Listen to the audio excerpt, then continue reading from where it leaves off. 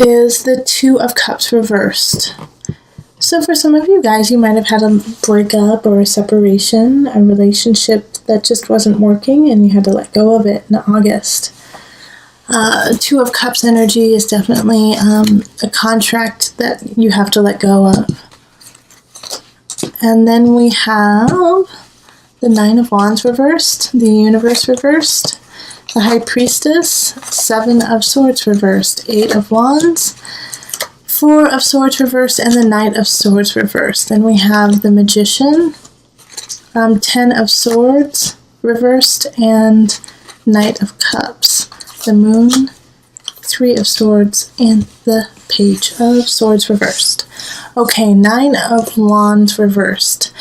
So in September, you're going to discover that there's something that you have been mulling over, contemplating, and wondering if it's worth defending. And it might turn out to be a situation that you're like, I think it's best that I walk away. You know, that I don't keep pushing my point of view, that I don't keep defending a certain situation, and that I walk away and maybe come back at a different time with a different approach. But the Nine of Wands is kind of saying, like, what you've been doing, though it has changed you and it is really strong, sometimes it's time just to separate from it and flow a different way. Put your energy into something else. Now, in relationship, we have the Universe reversed. We have the High Priestess, and then the Seven of Swords reversed. So let's start off with the really wonderful part of it is the High Priestess is upright. So you are feeling really connected with who you are and what you want in relationships. And that is what's going to be your foundation in September. However, you're going to have some situations arise that you may feel like you're getting slighted, you're getting cheated. But know that you have to look into it and delve a little bit deeper, and you'll see that, you know, you're going to be just fine. And that situation isn't going to, you know, they aren't really stealing from you. They aren't trying to cheat you. It's just that the universe, you know, with the universe in reverse, they're testing you. You know, the universe is testing you to see if you can handle a little rocky road. All right, and so that's why the Seven of Swords is popping up in reverse. You know, it's a situation that looks worse than it really is. And so with the High Priestess energy within you, you have to look past just that outer and look really deep in. So it may appear to be one thing, but it's exactly the opposite. So look deeper in relationships. And so if you're single and you're going out with people and you're like, I don't know. They don't seem that great, actually. They don't seem like they really connect with me. Now, if your intuition in your gut says there's something wrong, don't do this. Listen to that, because High Priestess has intuition like no one's business. But if you're like, you know, I feel tired and I'm hungry and they're annoying me, then kind of look a little bit deeper and see if there's something else there, that, you know, with them that is actually really positive. Yeah, because with the universe, it's just topsy-turvy. And the universe is ruled by Saturn, and Saturn is in reverse in this reading. So Saturn is like hitting you hard with lessons because they're trying to teach you quickly.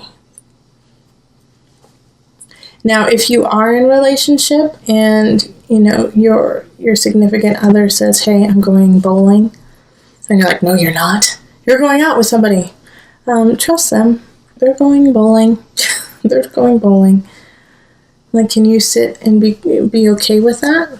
Can you sit and be comfortable with them going and having fun and coming back and still loving you?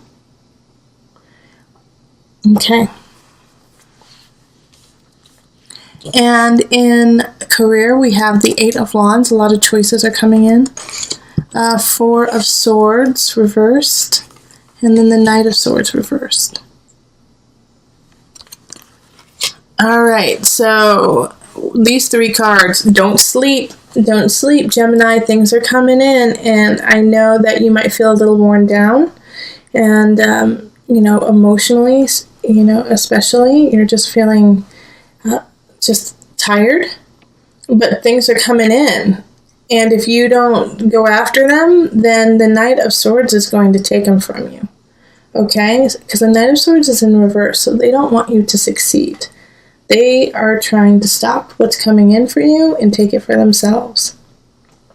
So if you think you have something in the bag, think again. Make sure you have your ducks in a row. Make sure you have all the information you needed, and then some.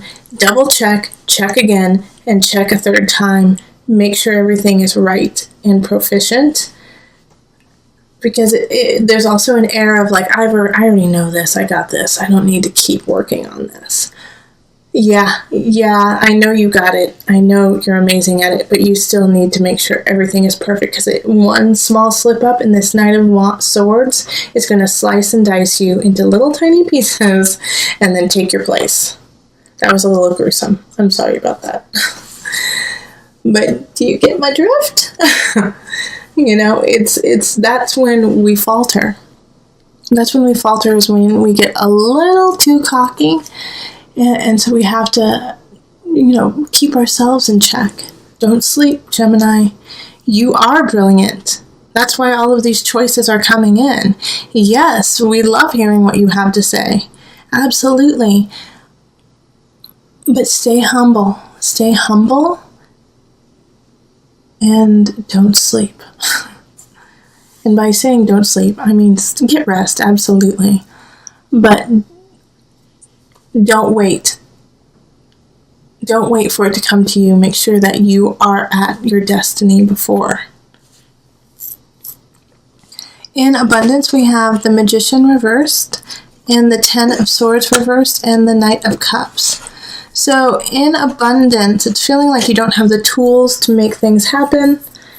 And in a way, you may be blaming it on something from the past.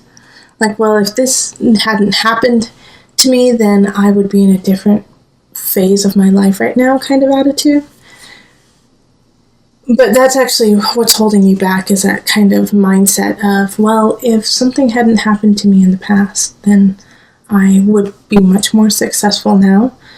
Because a Magician in reverse is like the feeling of not having all that you need to succeed, but it's the Magician, so you do have everything you need to succeed and more. So it's all within you. It's just you feel like you don't have it. But the Knight of Cups is really wonderful to see here, because this is kind of like the beacon of hope. A water sign, Pisces, Scorpio, Cancer energy is coming in to help you, to assist you in finding your own abundance. It's, giving you a cup of water in the desert.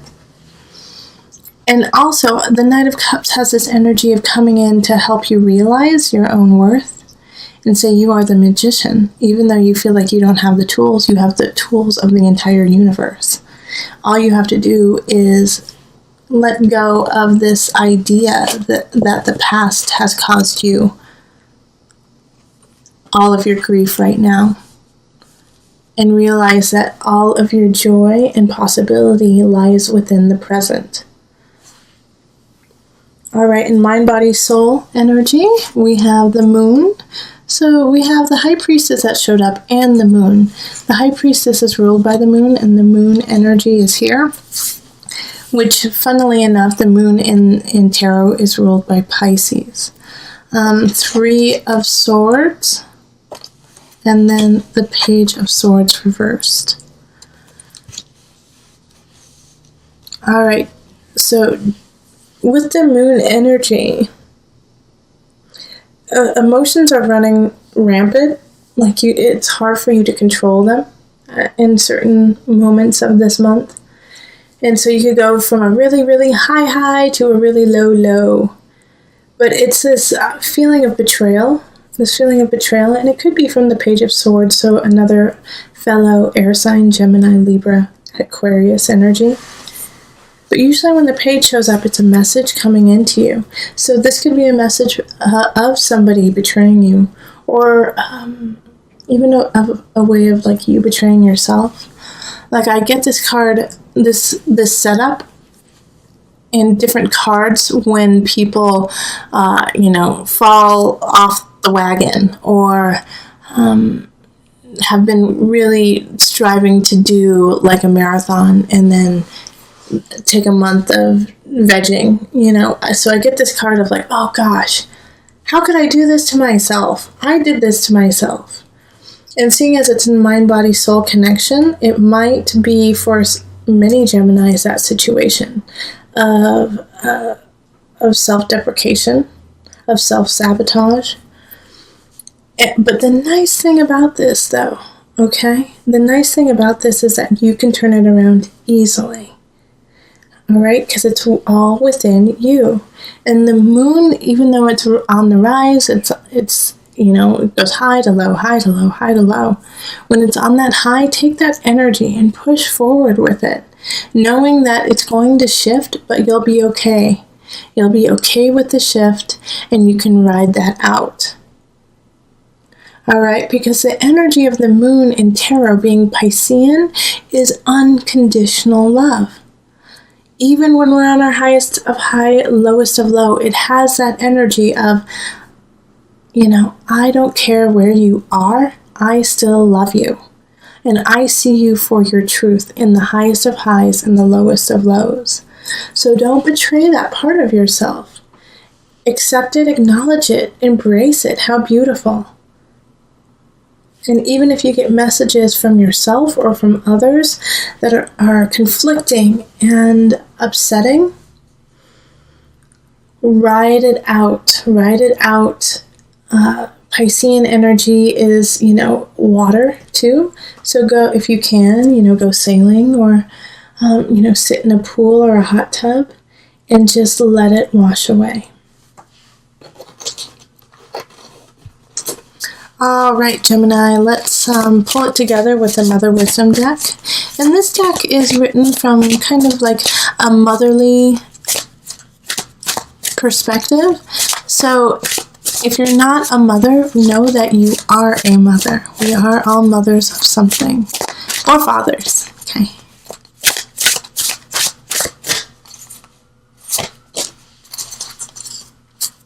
All right, devotion. Isis. And this is the goddess Isis, all right?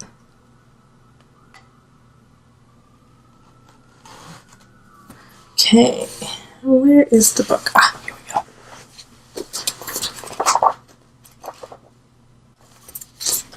Devotion. The card of unstinting affection and highest sacrifice, Isis signifies an expansion of your capacity to be selfless. Love comes effortlessly, but the hard-won art of devotion gets learned day after day as we put others first. Isis, the Egyptian goddess known as the Mother of Life, affirms the life-giving promise of devotion. Such is the power of Isis' tears for her dead husband Osiris, that they are said to cause the annual Nile flood, bringing fertility to a desiccated land. How does devotion live in you? Does your devotion to others override everything else?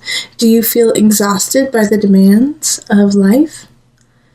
Winged Isis alights now to remind you that devotion depends on a delicate balance of self and other. You must find a way to nourish yourself without skimping on others, and to nourish your children without skimping on yourself. With devotion made sustainable, you will have more energy to intuit the language of love that speaks to your child and others. Snuggles, endearments, food, find a new gesture that conveys your love and loyalty. Let the path of devotion be your work. There are hundreds of ways to kneel and kiss. You're devoted. Your task is to find the right one and then offer it with a pure heart.